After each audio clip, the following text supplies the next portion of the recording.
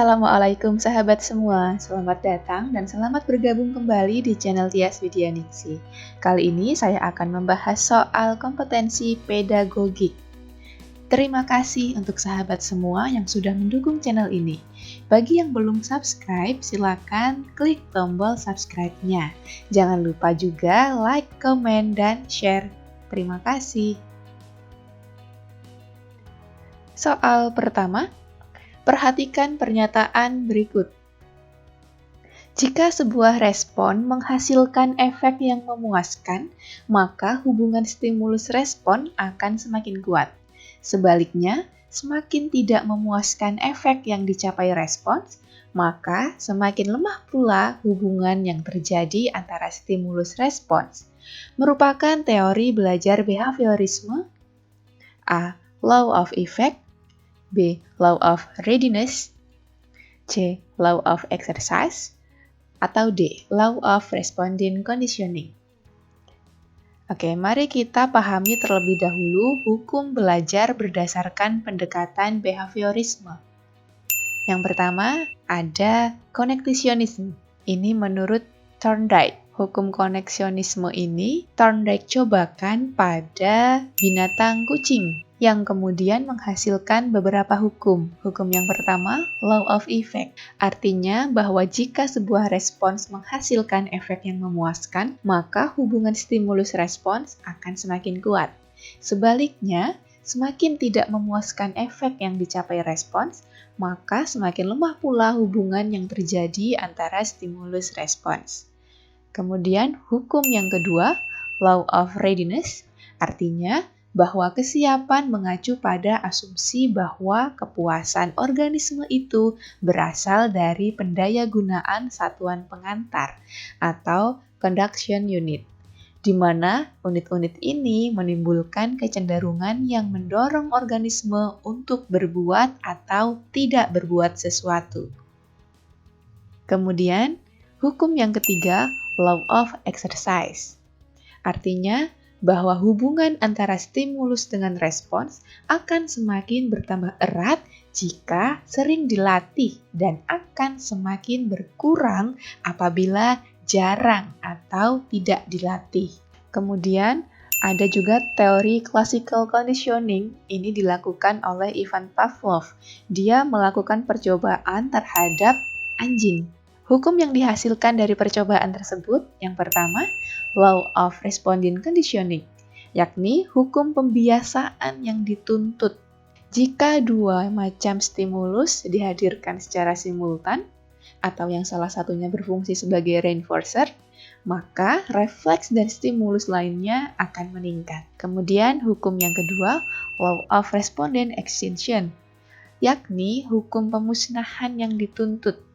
Jika refleks yang sudah diperkuat melalui responding conditioning itu didatangkan kembali tanpa menghadirkan reinforcer, maka kekuatannya akan menurun. Itu ya perbedaannya. Kalau yang conditioning ini akan meningkat, kalau yang extinction ini akan menurun.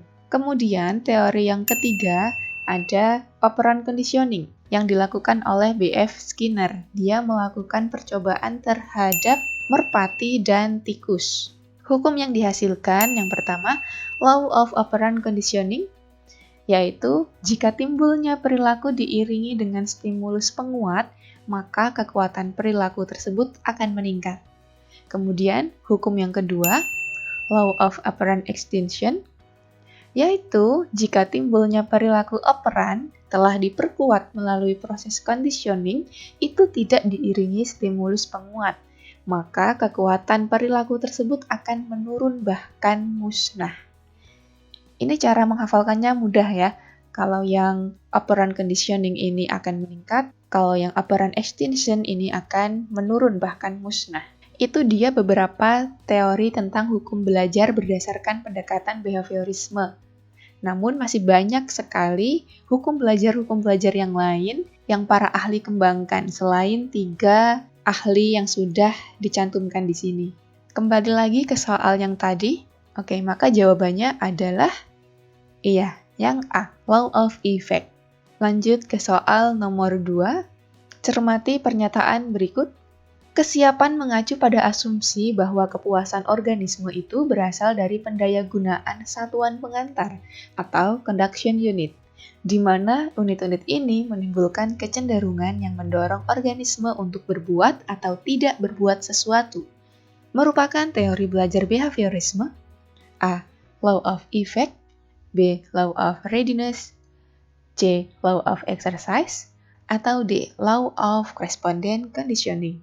Jawabannya adalah opsi B, Law of Readiness. Lanjut ke soal nomor 3. Cermati pernyataan berikut.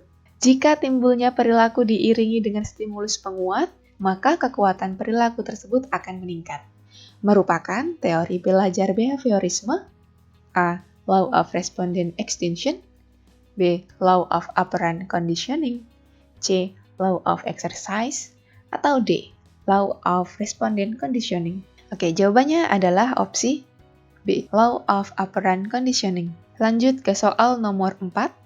Benjamin S. Bloom mengembangkan ranah kognitif dengan urutan A. Ingatan, pemahaman, analisis, aplikasi, sintesis, dan evaluasi. B.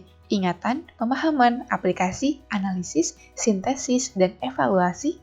C. Ingatan, pemahaman, sintesis, aplikasi, analisis, dan evaluasi. D. Ingatan, pemahaman, analisis, aplikasi, evaluasi, dan sintesis. Oke, jawabannya adalah opsi B. Ingatan, pemahaman, aplikasi, analisis, sintesis, dan evaluasi. Lanjut ke soal nomor 5. Taksonomi Anderson dan Krathwohl menyempurnakan taksonomi Benjamin S. Bloom. Mereka mengembangkan ranah kognitif dengan urutan A. Ingatan, pemahaman, analisis, aplikasi, sintesis, dan evaluasi. B. Ingatan, pemahaman, aplikasi, analisis, sintesis. C. Ingatan, pemahaman, sintesis, aplikasi, analisis, dan evaluasi. Atau D. Ingatan, pemahaman, aplikasi, analisis, evaluasi, dan mencipta. Oke, jawabannya adalah opsi D. Ingatan, pemahaman, aplikasi, analisis, evaluasi, dan mencipta. Lanjut ke soal nomor 6. Perhatikanlah pernyataan-pernyataan berikut. 1. Mendata siswa yang memiliki kecerdasan atau IQ tinggi. 2. Menganalisis soal yang paling banyak salah dan paling banyak benar dijawab siswa. 3. Menganalisis latar belakang sosial, ekonomi, dan budaya orang tua mereka. 4. Mengevaluasi sistem PBM secara menyeluruh berdasarkan atas dasar hasil analisis penilaian belajar. Pernyataan di atas yang merupakan langkah guru menginterpretasi hasil analisis evaluasi hasil belajar adalah A. 1 dan 2, B. 1 dan 3, C. 2 dan 4, atau D. 3 dan 4. Oke, jawabannya adalah opsi C. 2 dan 4. Ini ya, menganalisis soal yang paling banyak salah dan paling banyak benar, kemudian mengevaluasi juga sistem PBM secara menyeluruh berdasarkan atas dasar hasil analisis. Lanjut ke soal nomor 7. Perhatikan pernyataan di bawah ini. 1. Memperoleh informasi lengkap dan akurat tentang kemampuan awal peserta didik sebelum mengikuti program pembelajaran. 2. Menentukan desain program pembelajaran sesuai kemampuan awal peserta didik. 3. Memilih dan menentukan metode dan media pembelajaran sesuai karakteristik peserta didik. 4. Menetapkan peserta didik dalam kelompok unggul yang perlu diberi beasiswa atau penghargaan lainnya. 5. Menyeleksi tuntutan, kemampuan, serta kecenderungan peserta didik dalam memilih program pembelajaran selanjutnya. Hasil identifikasi bekal ajar awal peserta didik yang memiliki fungsi penting ditunjukkan dengan nomor. Ini dia opsinya. Jawabannya adalah opsi A. 1, 2, 3, 5. Lanjut ke soal nomor 8. Perhatikan pernyataan berikut. Unsur-unsur komunikasi berdasarkan definisi dan model komunikasi dalam konteks pesan dalam bentuk simbol-simbol dilewatkan dari komunikator ke komunikan diantaranya melalui panca indera, yaitu A. Pesan atau message, B. Penyandian ulang atau decoding, C. Pengirim atau komunikator, D. Penyandian atau encoding, atau E. Saluran dan media. Kata kuncinya ada di sini. Simbol-simbol dilewatkan dari komunikator ke komunikan diantaranya melalui panca indera. Ini ya, melalui panca indera. Maka dari itu, opsi yang benar adalah E. Saluran dan media, karena melalui panca indera. Sedangkan pesan atau message ini maksudnya adalah maksud atau informasi yang akan disampaikan oleh komunikator melalui simbol-simbol. Kemudian penyandian ulang atau decoding ini adalah proses yang dilakukan oleh komunikan untuk menginterpretasikan simbol-simbol yang diterimanya menjadi makna. Lalu pengirim atau komunikator ini adalah kalau dalam konteks belajar mengajar, guru dan siswa ini berperan sebagai komunikator, sehingga terjadi komunikasi dua arah. Lalu penyandian atau encoding ini kalau dalam proses pembelajaran, guru harus mengemas materi pembelajaran yang akan disampaikannya kepada siswa ke dalam bentuk tulisan, ucapan, ataupun gerakan. Lanjut ke soal nomor 9. Penilaian sikap yang tergolong dalam dimensi belajar yang dikembangkan dalam membantu peserta didik mengembangkan berpikir kritis dan kreatif adalah A. Memperoleh dan mengintegrasikan pengetahuan, B. Habits of mind atau perilaku berpikir, C. Menggunakan pengetahuan secara bermakna, D. Sikap dan persepsi, atau E. Memperluas dan menyaring pengetahuan. Kata kuncinya di sini, berpikir kritis dan kreatif. Maka jawabannya adalah opsi yang B, habits of mind atau perilaku berpikir. Sedangkan untuk opsi A, memperoleh dan mengintegrasikan pengetahuan, ini adalah dimensi belajar yang dikembangkan dalam membantu peserta didik memperoleh pengetahuan deklaratif dan prosedural. Ini perlu diingat. Kemudian, untuk opsi C, menggunakan pengetahuan secara bermakna, ini dapat membantu peserta didik mengembangkan proses penalaran kompleks. Ini silahkan dihafal.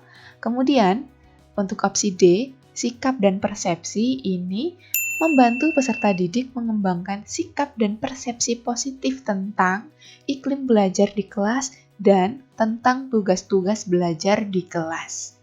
Kemudian, opsi E, memperluas dan menyaring pengetahuan, ini dapat membantu peserta didik mengembangkan proses penalaran kompleks. Silakan sahabat semua pahami. Lanjut ke soal nomor 10. Cermati pernyataan berikut. Guru mempelajari latar belakang masalah, seluk-beluk, dan permasalahan peserta didiknya. Kemudian, guru memberikan informasi atau pengetahuan yang memadai kepada peserta didiknya. Maka hal ini merupakan tahapan kreativitas dalam A. Inkubasi, B. Iluminasi, C. Produksi, D. Verifikasi, atau E. Persiapan meletakkan dasar. Oke, jawabannya adalah E. Persiapan meletakkan dasar. Untuk inkubasi, ini adalah mencari kegiatan yang melepaskan diri dari kesibukan pikiran mengenai masalah yang sedang dihadapi. Pada tahap ini, proses pemecahan masalah diendapkan dalam alam prasadar. Jadi istilahnya bersantai terlebih dahulu. Kemudian, untuk tahap iluminasi, ini adalah tahap pemahaman. Suatu tahap mendapatkan ide, gagasan, pemecahan, penyelesaian, cara kerja, dan jawaban baru. Kemudian, untuk tahap produksi dan verifikasi, ini mereka berada dalam satu jenjang.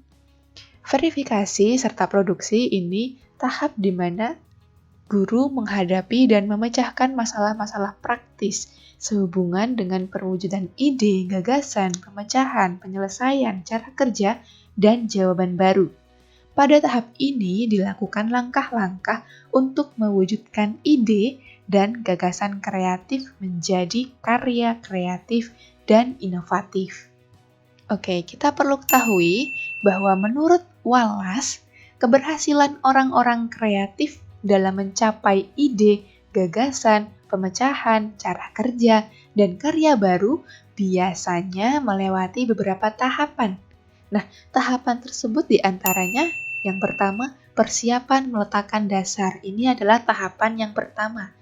Kemudian, tahap inkubasi. Ini tahapan yang kedua. Lalu, tahapan yang ketiga adalah iluminasi. Kemudian, tahapan yang keempat adalah verifikasi serta produksi. Secara berurutan akan mengikuti tahapan ini. Itu dia pembahasan kita kali ini. Terima kasih telah menyaksikan video ini. Jangan lupa subscribe, kemudian share juga kepada teman-teman yang lain. Apabila ada kekeliruan yang saya sampaikan, silakan cantumkan saja pada kolom komentar agar kita dapat berdiskusi bersama. Terima kasih, sekian. Wassalamualaikum warahmatullahi wabarakatuh.